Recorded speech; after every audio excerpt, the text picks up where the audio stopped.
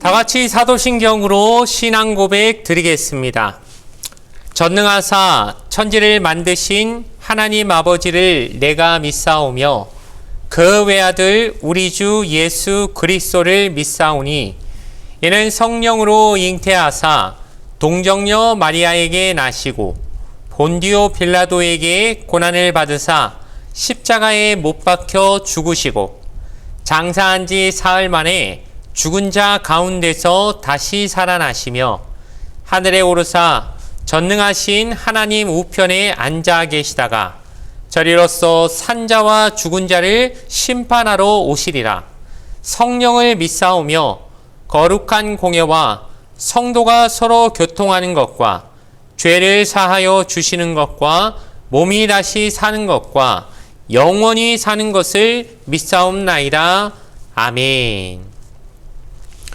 오늘 우리에게 주신 하나님 말씀은 신약성경 로마서 6장 12절에서 14절까지의 말씀입니다. 신약성경 246페이지에 있는 로마서 6장 12절에서 14절까지의 말씀, 신약성경 246페이지에 있는 로마서 6장 12절에서 14절까지 말씀을 제가 읽어 드리겠습니다.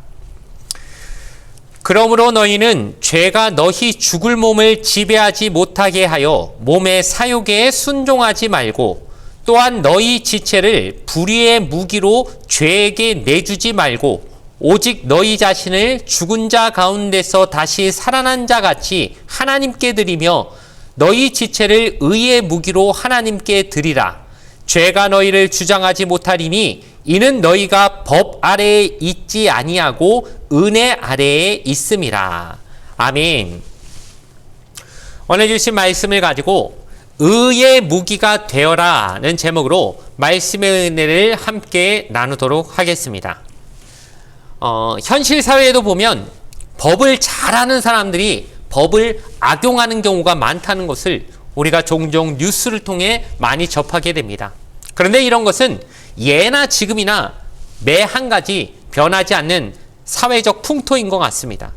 바울 시대에도 법을 몰라서 죄를 짓는 게 아니라 법을 아는 사람들이 법을 악용해서 죄를 짓는 경우가 너무 많았기 때문에 바울은 계속해서 그런 부분에 대해서 반복하여 강조하고 말씀을 전하고 있다는 것을 우리는 로마서 특별히 6장을 통해서 계속해서 보게 되는 것입니다.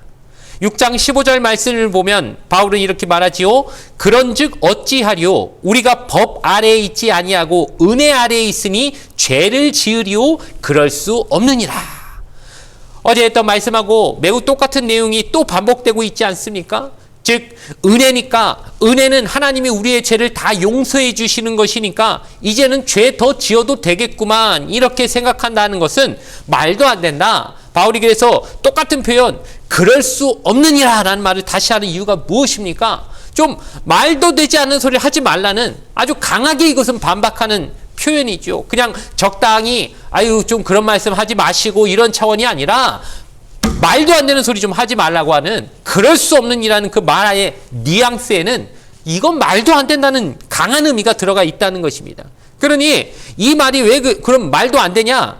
하나님이 물론 사랑하는 자녀들을 죄 좀 짓는다고 어떤 분들은 또 너무 이거에 불안해하면서 내가 지난주에도 죄 짓고 예수 믿고 나서도 그냥 그 죄 좀 안 지어야 되는데 늘 회개하고도 또 죄 짓고 회개하고 또 죄 짓고 이러니 나 이래 갖고 천국 갈 수 있겠습니까 목사님? 이렇게 불안해하시는 분들이 간혹 있는데 그럼에도 하나님이 사랑하는 자녀들 절대 마귀 자식 되도록 놔주지 않으시죠. 그래서 이것을 신학적 용어로 우리의 교리 중에 하나가 성도의 견인이라고 하는 교리가 있습니다. 이 견인이라고 하는 말은 우리가 흔히 자동차 잘못 주차해 놓으면 불법 주차한 차를 앞에 견인차가 뒤에서 딱 끌고 다니면서 이렇게 어디로 끌고 가지 않습니까? 이 견인이란 말하고 똑같은 말인데 하나님이 우리를 끌고 가신다는 겁니다. 어디로 끌고 가실까요? 당연히 지옥이 아니라 천국으로 끌고 가시는 것이죠. 너 지옥 자식 되는 거 내가 내 사랑하는 자녀가 마귀 자식 되는 건 내가 절대 용납 못한다. 너는 내가 멱살을 끌고서라도 내가 너를 내가 있는 곳 하나님 나라 그 백성 될 때까지 나는 너를 안 놓고 끝까지 끌고 갈 것이니까 내가 너를 안 놓을 거니까 너는 내 자식이다. 나는 안 놓는다. 라고 하는 이 확실한 하나님의 언약, 하나님의 그 약속을 우리가 믿는다는 의미에서 성도의 견인이라고 하는 그 부분을 믿는 것이죠.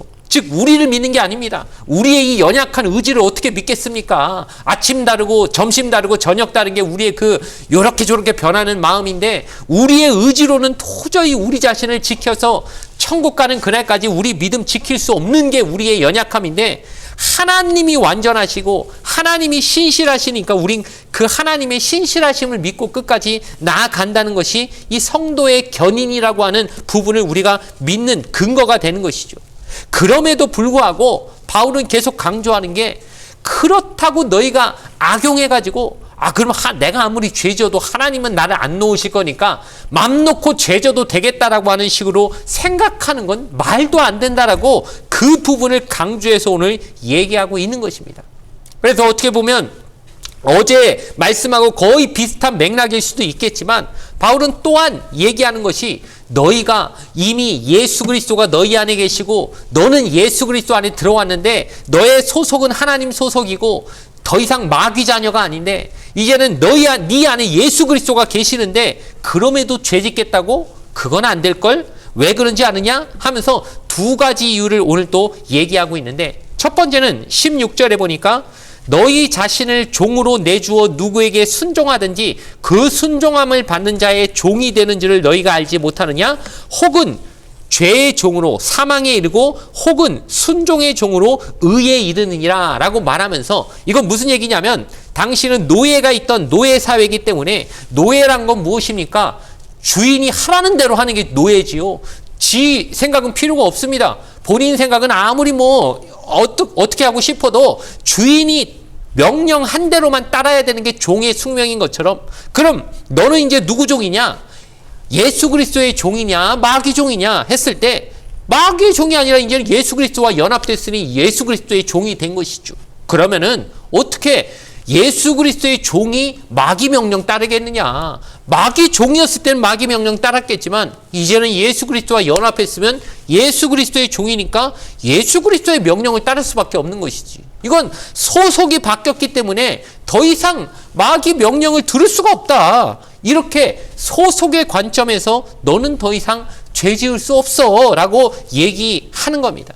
그런데 물론 그럼에도 불구하고 예수 믿고 나서 우리가 그렇다고 죄를 탁 끊어버리고 죄 못 지는 건 아니죠. 또 짓지 않습니까? 우리의 죄의 본성이 여전히 남아있으니까. 그럼에도 아까 말한 것처럼 하나님이 어쨌든 나를 끝까지 안 놓치실 거니까 나는 죄 아무리 지어도 괜찮아. 지옥 안 가. 이런 식으로 이 부분을 남용해서 하는 사람, 막 맘 놓고 죄 지는 사람에 대해서는 우리가 한번 의심해 볼 수 있는 겁니다. 저런 식으로 죄를 마음대로 지어 물 먹듯 지어 그러면은 그 부분에 대해서 소속의 관점으로 다시 한번 의심해 보지 않을 수 없는데 그렇다면 저 사람 아직도 예수 그리스도의 종이 아니라 마귀 종으로 살고 있는 거 아니야? 소속이 저쪽 마귀 쪽 아니야?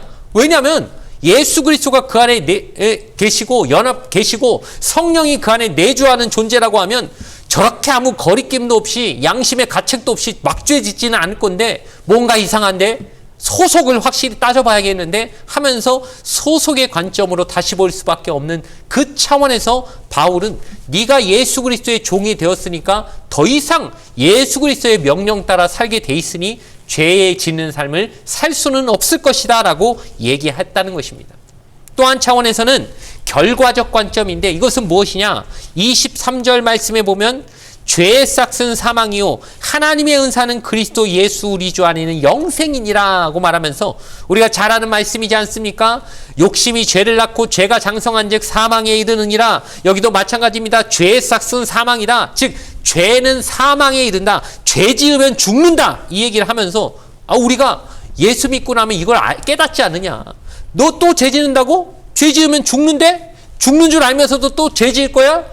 그럴 수 없잖니. 너는 죄의 결과가 뭔지 알고 있는데 어떻게 죄의 결과가 죽음이란 걸 알면서도 또 예전처럼 죄를 지을 수 있겠니? 그건 말이 안 된다. 몰랐으면 모르지만 이것이 단순히 지식적인 차원이 아니라 여러분 이것은 굉장히 내 삶을 통해 깨달은 진리라는 것을 바울은 말합니다. 좀 쉽게 예를 들자면, 예를 들어 어떤 북한 사람이 있습니다. 북한에서 살다 보니까 억울한 누명을 써가지고 거기 가만히 있으면 꼼짝없이 저기 아오지 탄광으로 끌려가야 되는 지금 상황이 돼버려가지고 어쩔 수 없이 급하게 탈북을 해가지고 우리나라로 왔다고 생각을 해보시기 바랍니다. 그래서 우리나라에 와서 한 1, 2년 생활을 했어요. 근데 그 사람이 갑자기 아유 그래도 북한이 더 낫어. 나 북한으로 돌아갈래? 그럴 리가 있겠냐는 겁니다. 북한에서도 살아봤고 지금 남한에서도 살아봤는데 여기 생활 해보고 나서도 어떻게 다시 글로 갈 수 있겠냐? 그건 말이 안 되지 않냐? 모르면 몰랐어도 결과를 다 봤는데 보고 나서도 글로 간다는 게 말이 되냐? 그럴 수 없는 일이라고 바울이 그런 관점에서도 더 이상 예전과 똑같은 수준의 그런 죄 짓는 삶은 살 수 없을 것이다 라고 얘기하는 겁니다. 물론 죄를 전혀 안 짓는 건 아닙니다. 계속 말하지만 우리가 예수 믿고 나서도 어쩔 수 없이 죄를 조금씩 짓습니다. 그러나 여기서 말하는 것은 그 옛날과 똑같은 수준으로 살 수는 없다는 것이죠. 뭔가 좀 더 나아지는 성화되어져 가는 모습은 우리 안에 생길 수밖에 없다고 바울이 지금 강조해서 계속해서 얘기하고 있는 겁니다. 그런데 그럼에도 불구하고 바울은 그래도 너희가 죄를 짓지 않기 위해서는 이런 노력은 좀 해야 된다라고 얘기합니다. 왜냐하면은 19절에 바울이 말하기를 너희 육신이 연약함으로 내가 사람의 예대로 말하노니 라고 말하면서 그래 내가 너희가 육신이 연약해서 어쩔 수 없이 죄를 자꾸 짓게 된다는 거 모르는 게 아니다. 나도 육신을 가진 사람으로서 이 육신이 가진 그 악한 본성을 내 모르겠느냐. 바울이 그렇게 앞뒤가 꽉꽉 막힌 사람이 아니라 야, 죄 왜 예수 믿고 나서도 또 죄 짓니? 너 예수 그리스도의 소속이 됐는데 죄 지면 안 되지. 왜 자꾸 죄를 져 하면서 너무 정죄만 한다면 우리가 느끼기에는 아니 우리 육신이 연약한데 어떻게 죄를 한 번도 안 지을 수 있습니까? 이렇게 반문하지 않겠습니까?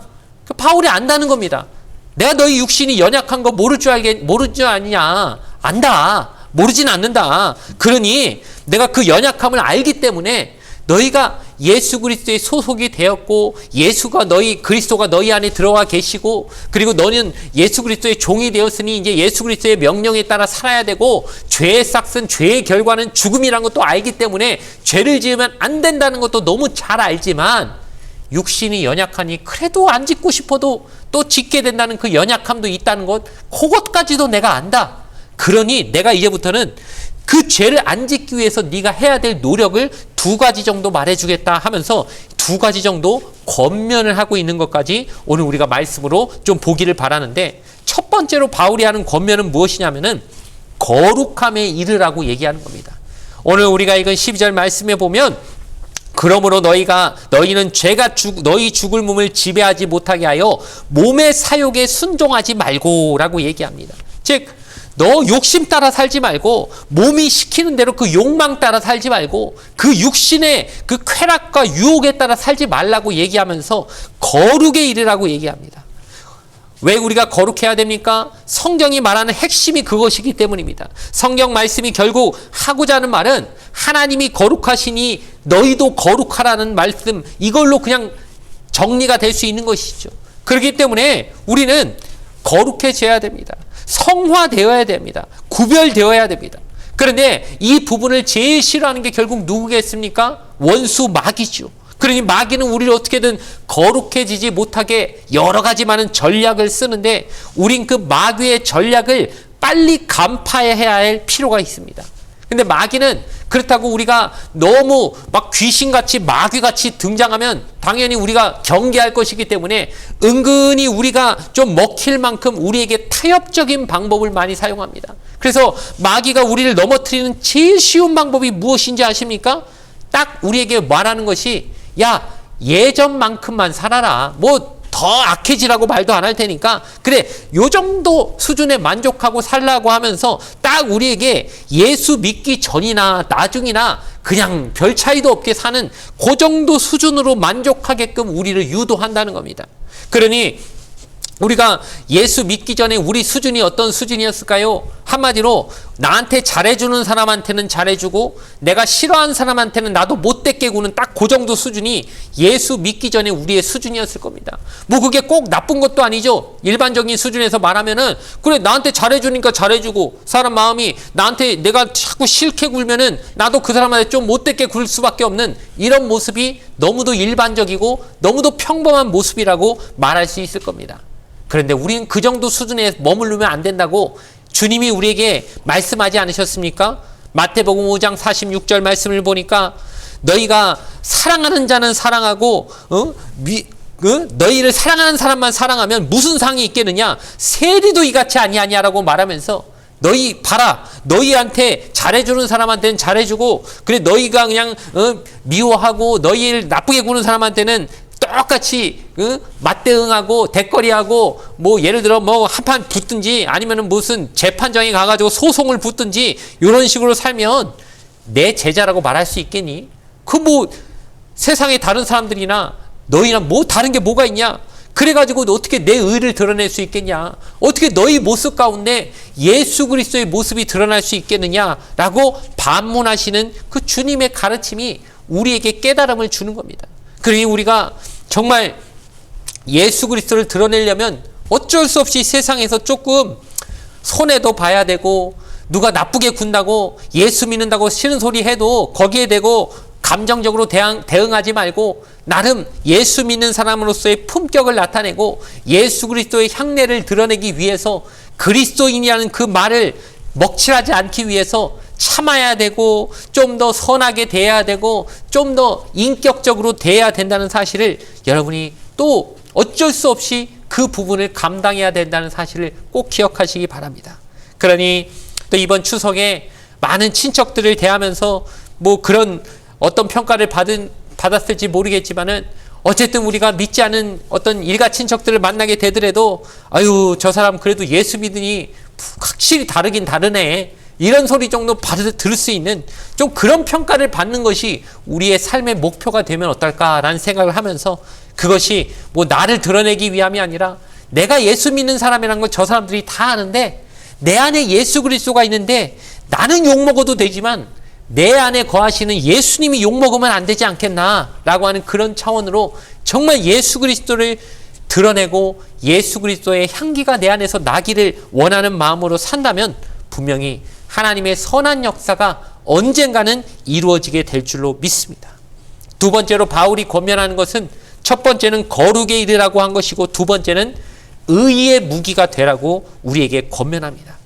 바울은 계속해서 자주 그 서신서에 보면 우리의 어떤 영적인 신앙생활이 전쟁이다. 이것은 영적인 전쟁이다라고 말하면서 이 모든 상황을 전쟁이라고 얘기하고 우린 그리스도에게 모집된 군사라고 얘기하고 그 전신갑주 믿음의 전신갑주를 입어가지고 영적인 전신갑주를 취해서 이 전쟁에서 승리하라고 말하는 식으로 계속해서 우리의 모든 신앙생활은 한마디로 전쟁 상황이라고 많이 비유하지 않았습니까?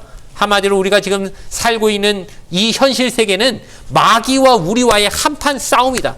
하나님과 마귀와의 싸움이고 우리는 그리스도에게 모집된 군사들이기 때문에 이 전쟁에 하나님 편으로 징집된 사람들이기 때문에 마귀와 한판 영적 전쟁을 벌여야 된다라고 계속해서 강조합니다. 그런데 의의 무기가 되라는 말은 무슨 얘기일까요? 한마디로 의의 무기라는 것은 누가 의의 무기를 가지고 나가서 싸우시겠습니까? 저 마귀하고 싸워야 되는데 그래 저 지상에 있는 저 성도가 아주 쓸만한 무기구나 하고 우리 예수님이 그 성도를 의의 무기 삼아 마귀를 물리치기 위한 무기로서 나를 사용하실 수 있도록 예수님 손에 잡힐 수 있게 살라고 마귀가 지금 바울이 우리에게 권면하고 있는 것이죠. 여러분 우리가 다 누구나 보면은 각자 하나님이 주신 재능이 있지 않습니까? 달란트가 있지 않습니까? 제가 보면은 이렇게 성도님들 한 명 한 명 볼 때마다 다 누구나 이렇게 조금씩 다 재능이 있다는 것을 많이 발견하게 됩니다. 어떤 분들은 아유 나는 재주가 하나도 없어요. 난 무재주예요 라고 말하시기도 하지만 제가 봤을 때는 아니에요. 분명히 사람마다 하나님이 주신 한 가지 이상의 참 재능들이 있습니다. 그러니 다른 건 못해도 그 사람만이 잘하는 뭔가 재능이 있어서 이 재능이 하나님 주신 선물이고 하나님이 그 재능을 마귀를 물리치는 영적 무기로서 사용하길 원하신다는 사실을 우린 꼭 잊지 말아야 될 것입니다. 그런데 우리가 가진 그 재능이 어느 순간 저도 깜짝깜짝 놀랄 때가 있는데 하나님이 저한테 주신 재능을 제가 조금만 잘못 사용하면 제가 이걸 의의 무기로 쓰는 것이 아니라 하나님 나라를 욕먹히고 하나님 나라에 오히려 마귀가 나를 사용해서 내 재능을 잘못 사용하면 마귀 좋아하는 대로 놀아나면은 하나님 나라를 공격하는 죄의 무기가 될지도 모르겠다는 두려움이 간혹 들 때가 있습니다. 진짜 조심해야 되겠다. 우리가 하나님 손에 붙들려서 마귀 물리치는 데 사용돼야지 마귀가 나를 사용해서 하나님 나라를 공격하는 데 내 재능을 쓴다면 이 얼마나 하나님 앞에서 얼마나 면목이 없는 모습이 되겠습니까? 그러니 이거 참 주의해야 되는 것이고 특별히 저처럼 앞선 자들, 말씀을 전하는 자들은 더욱더 조심해야 될 것이 하나님이 주신 재능을 잘못 사용해서 뭐 성경 지식을 좀 많이 한다, 말씀을 잘 전한다, 뭐 이런 것들이 오히려 잘못하면은 오히려 마귀의 재능 돼가지고 마귀가 쓰는 무기가 되면은 하나님 나라를 심하게 훼손시키는 잘못된 결과로서 나타날 수도 있다는 것을 두렵게 여기면서 내가 어찌되었든 이 좋은 재능 주신 것을 하나님 손에 붙잡혀서 마귀를 무너뜨리는 거룩한 영적 무기, 의의 무기로서 살아야지 마귀에게 잘못 사용돼서 하나님 마음 아프게 하는 그런 잘못된 결과는 하지 말아야겠다. 이 사실을 꼭 생각하며 우리가 살아야지 하나님 앞에서 나중에 하나님 앞에 갔을 때 부끄럽지 않은 그런 모습이 되어지지 않겠나 그렇게 생각하게 되는 것입니다. 사랑하는 성도 여러분, 우리의 삶을 하나님이 사용하시는 거룩한 의의 무기로 쓸 수 있도록 반드시 주신 재능을 하나님 위하여 쓰려고 더 노력하고 어떻게든 하나님 나라에 내 재능을 쓸 것이 없을까 더 하나님을 위해서 이 귀한 것들을 사용해야지라고 애쓰며 살아가시는 귀한 우리 하나님의 백성들 되어지시기를 주님의 이름으로 간절히 축원을 드리겠습니다. 잠시 기도드리겠습니다. 좋으신 아버지 하나님 감사합니다. 하나님이 주신 은혜를 우리가 잘못 사용해서 마치 이것이 마음껏 죄져도 된다고 하는 잘못된 생각으로 빠지지 아니할 수 있도록 우리가 끝까지 깨어 근신하고 또한 내가 누구 편에 속해 있는지 하나님 편인지 마귀 편인지 늘 두려운 마음으로 생각해보고 돌아볼 수 있게 하여 주시옵소서.